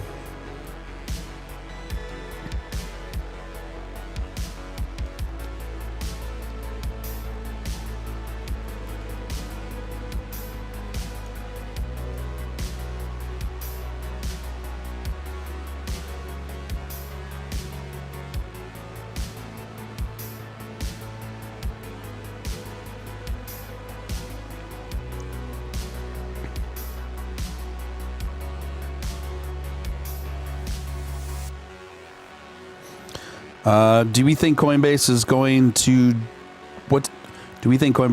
do with SHIB what they did to Dogecoin and listed immediately on Coinbase after Pro? Stephen Smith asked. Great question. It's something I talked about earlier in the show when I first got on. Don't know, Stephen. That is going to be the most telling, revealing thing of this whole story, in my opinion. That's going to be the most telling, revealing piece of information in all of this. That will tell us a lot about Coinbase, its intentions going forward, and what its intentions were with Dogecoin. If Coinbase does a more of a slow-paced rollout with Shiba Inu token, with giving Shibu more time to drum up the press and hype and anticipation, then we know the game. Then we know it's really fixed against Doge as far as Coinbase goes. However, it's possible that this is just how Coinbase is releasing coins now, just more on the fly like this. Either way, I don't think this is good for Coinbase. I don't think it's good for a good trajectory for them.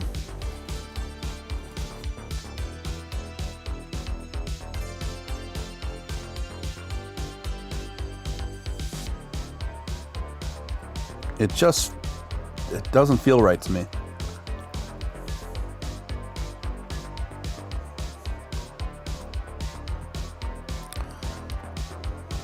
It seems to me that Coinbase It's kind of damaging their brand right now. And I know they're trying to please investors and get their IPO stock up now, and that's part of the equation, what's going on here. But at the expense of what? At the expense of what?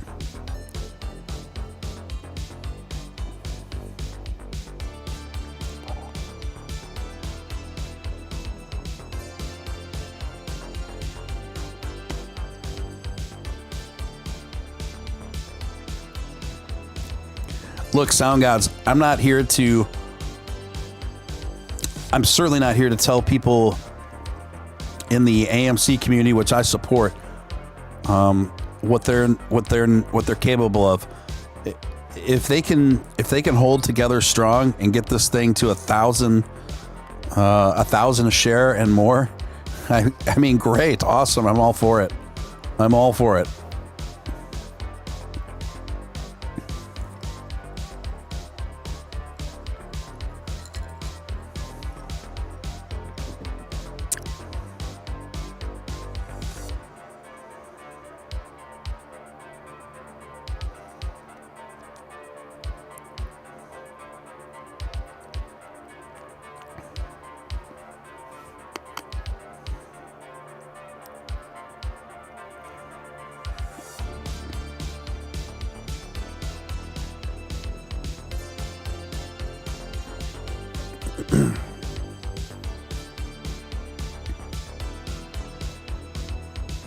Yeah.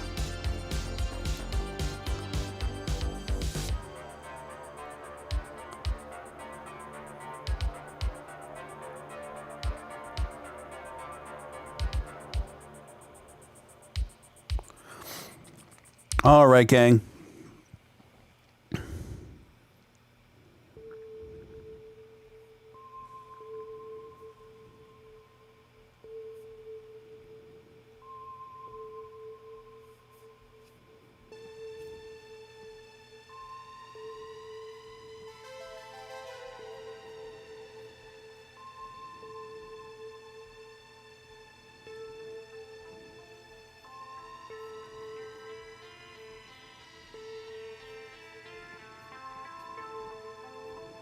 Okay.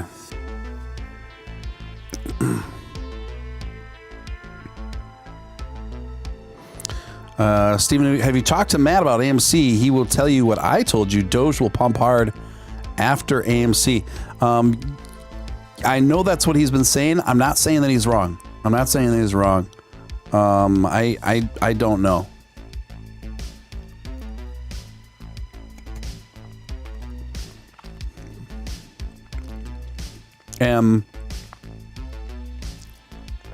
Honestly, there are some hints that Elon has dropped that do infer that Doge is going to pump after AMC. You could certainly interpret things that way.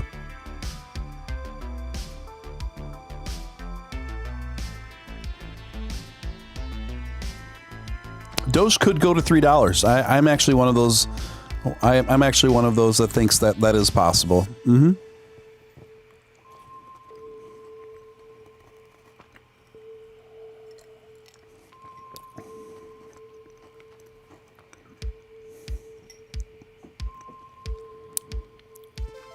I actually think that Doge could go to $2 relatively quickly. I think it's possible. I think it's possible for Doge could go to $2 within the next. It's possible anyway, within the next year and a half.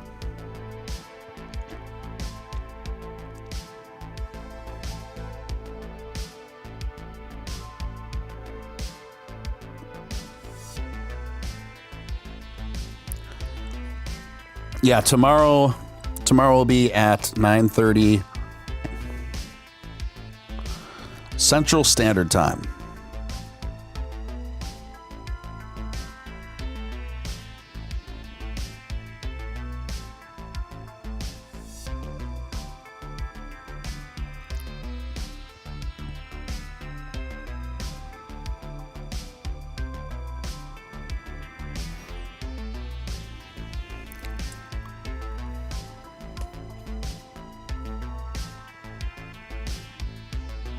All right.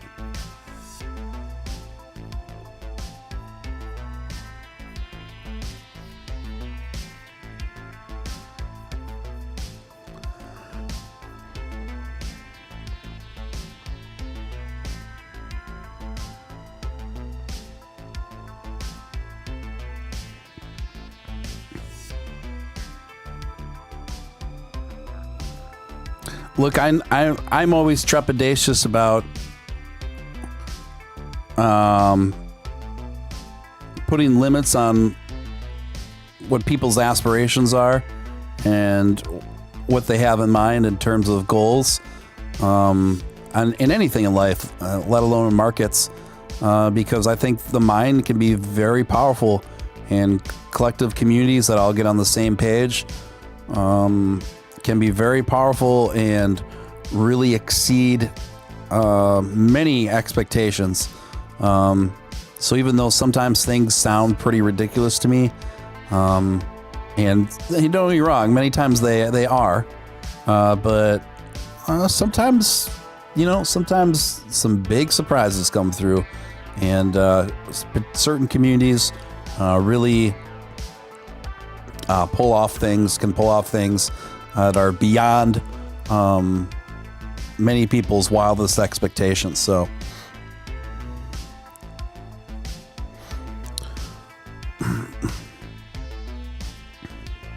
I think it's possible for Doge to go to $3 within 2 years.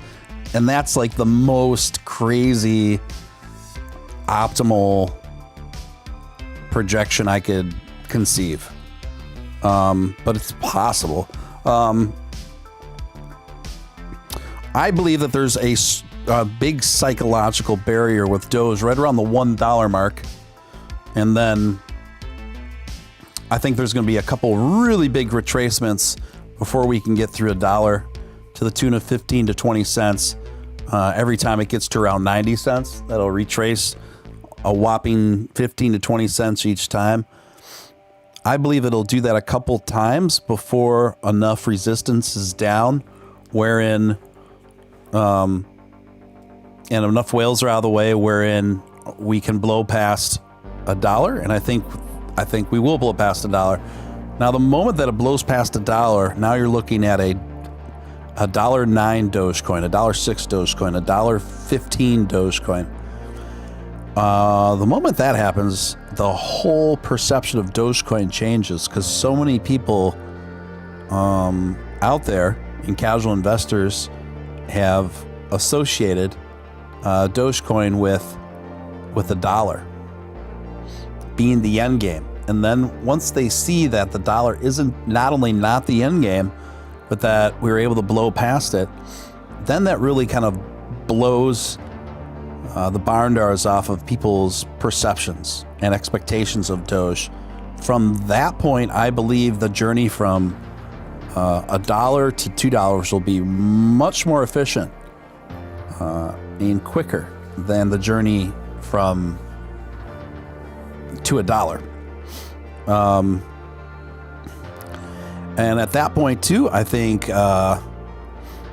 also with the adoption of Tesla with Dogecoin, that's when huge money will likely get poured in by a lot of establishment types that have been just fence sitting and to see where this thing goes. And I think that'll all accumulate into much more mainstream adoption by tons of industries and captains of industries. Dogecoin is so much more well-placed to be an everyday digital currency used in a retail space than both Bitcoin and Ethereum are. And it's ready to hit the ground running. And it's a lot more accessible to a lot more people. So I think adoption will come wildly quickly from that point. So I personally think that, plus all the apes, I personally think that all of those factors accumulating together could result in a $3 Dogecoin within a 2-year timeline.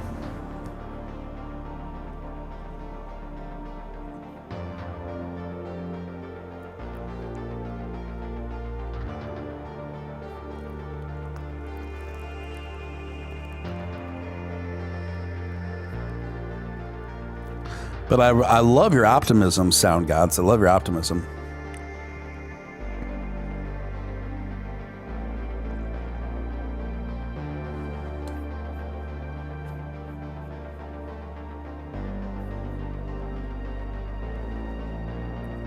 All right, guys. Well, this has been fun. This is Real Deal Steven Steele. I think I'm going to start winding this one down, you guys, but it was really, really fun hanging out with you guys. Even though I was just kind of freestyling and just doing some market watch with y'all on the last hour. But this was fun. This was cool. I think all of you already follow me on Twitter. But if not, the Twitter links and all that stuff are in the description of the video. If you haven't subscribed yet, please consider subscribing and joining us.